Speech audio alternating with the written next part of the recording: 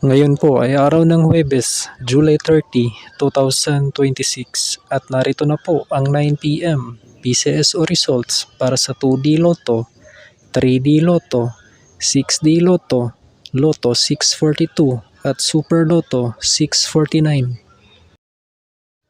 9 p.m. result para sa 2D Lotto, 17, 13, in exact order.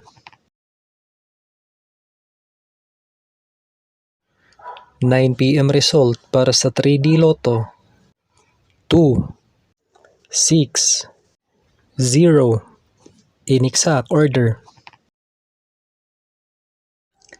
9 p.m. result para sa 6D Lotto, 0, 9, 5, 7, 6, 1, in exact order. 9 p.m. result para sa Lotto 642, 26, 17, 23, 39, 15, 38, in any order.